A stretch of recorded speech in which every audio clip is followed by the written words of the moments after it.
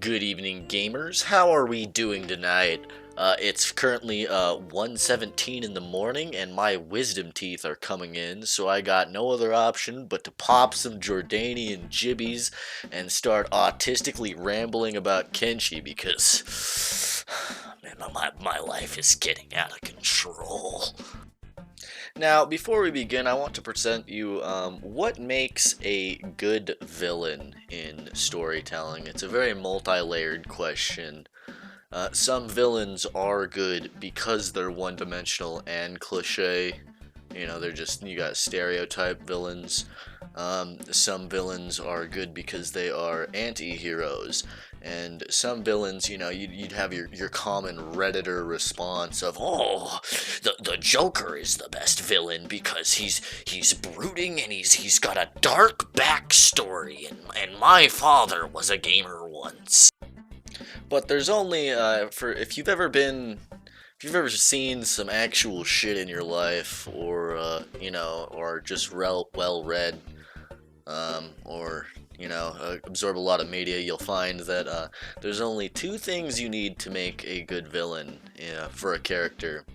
The two things that turn people into villains are number one, time, and number two, circumstance.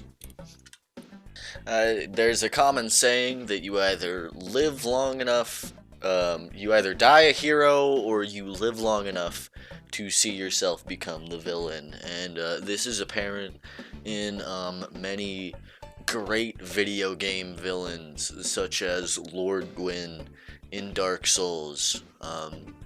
That guy,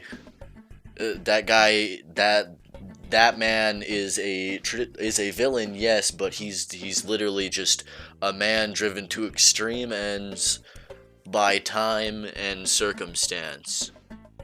And this is why I actually really enjoy the villains in Kenshi.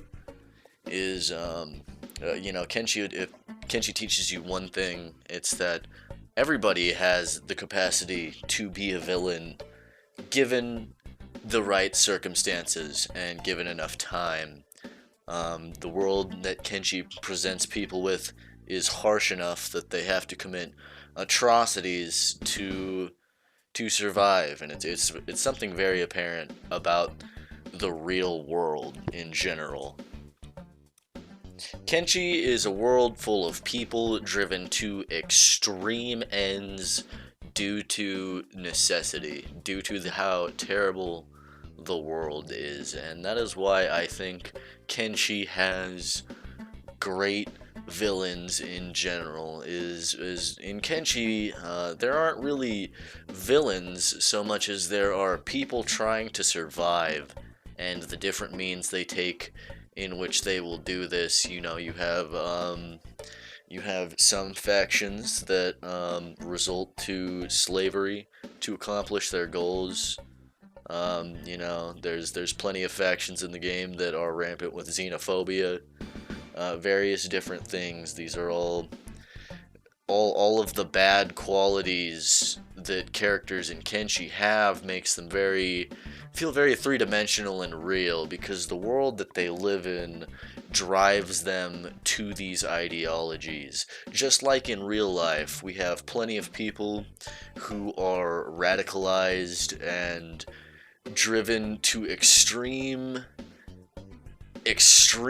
schools of thought, sometimes due to echo chambers, but sometimes due to necessity as well. You know, like if somebody fucking if some country fucking murdered your whole family, you know, you'd instantly be radicalized against that country. And that's why Kenshi has such good fucking villains, is because, you know, the slave drivers and the United Cities and the Holy Nation, you know, they're fucking bad people, obviously, but you see where they're coming from, and you see them as genuine human beings rather than, you know, just, oh, a textbook like villain like Bowser. Like, Bowser's a very good example of, you know, a cliche villain who isn't very three-dimensional. He just exists to be a villain, and that's okay. But in this, we're talking about what makes a good deep villain. And it's, a lot of people think that, you gotta have like, oh, they gotta have a traumatic backstory, their dad had to beat them or something.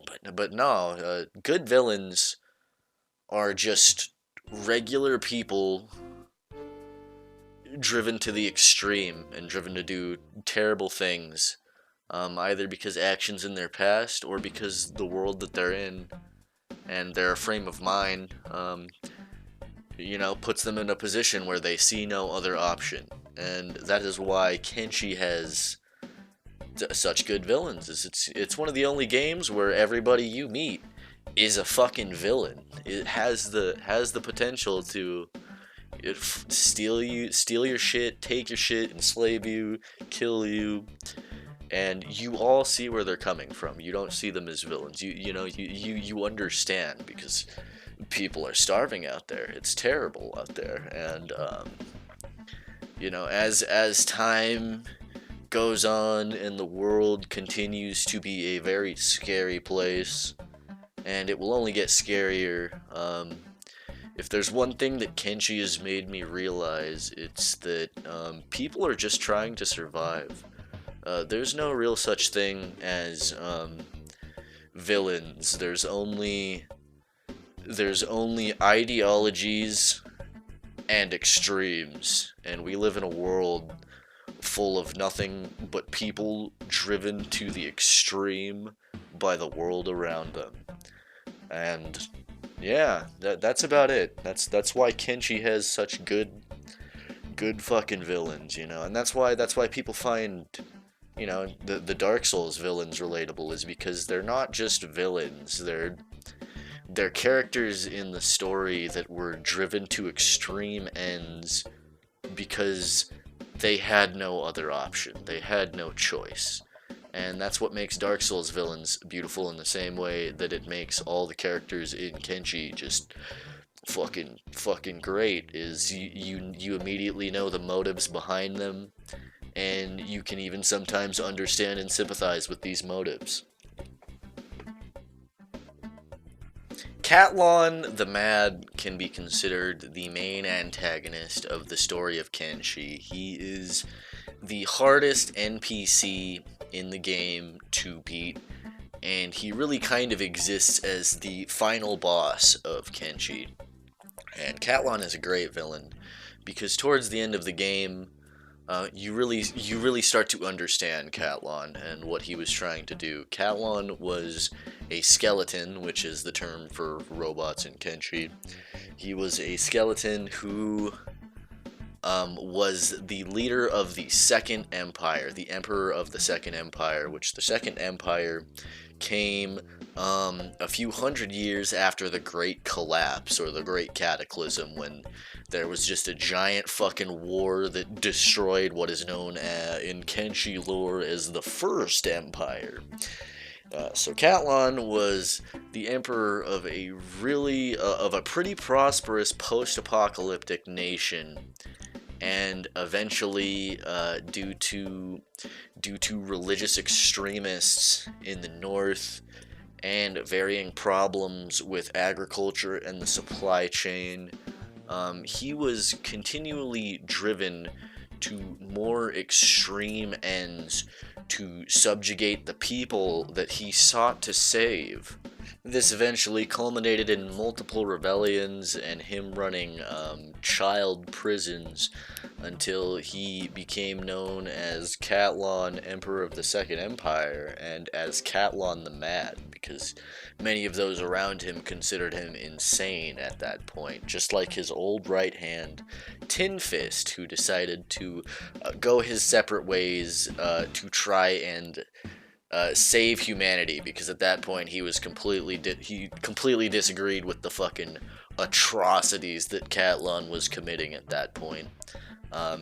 Catlon is someone who's pretty much responsible for a lot of the indirectly responsible for a lot of the bad shit in Kenshi's world. It's assumed that he genetically engineered the Shek, that he genetically engineered the Hive, and that he, with help from the Bugmaster, created the fucking man meat spider monsters that are everywhere in the world, and many of the you can encounter a lot of ruins of old cities from the Second Empire, the great and really prosperous Second Empire in the fucking zone that you fight him in, and it's it's such a good fucking villain story of just like in the same way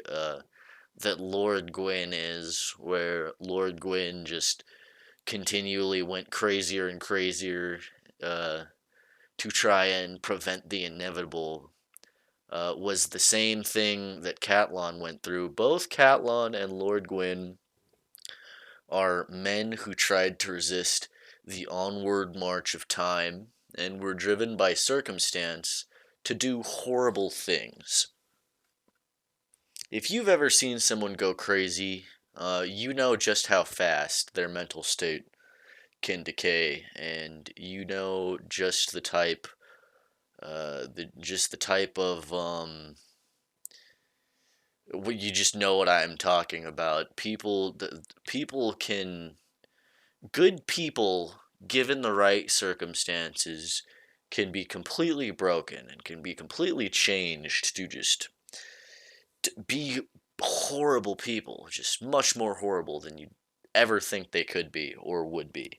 And that's why Kenshi is beautiful, because it has some of the most real fucking real fucking NPCs and real fucking villains in gaming, because it's just like I said, there's only two things that turn somebody into a villain: time and the right circumstances. Thank you all for watching my video, ladies and gentlemen. I really appreciate the support on the channel. If you got this far, please give a like, subscribe. If you like the content and would like to see more. I plan to ramble about video games once a week, talk about games I think are cool, whether it's Kenshi, Dark Souls, or even other indie titles coming up. I also have a couple stuff in the works of just, silly little videos I like to make of me just bullshitting and saying the most fucking dumb shit I can. Anyways, thank you so much, gamers, and I hope you have a good night.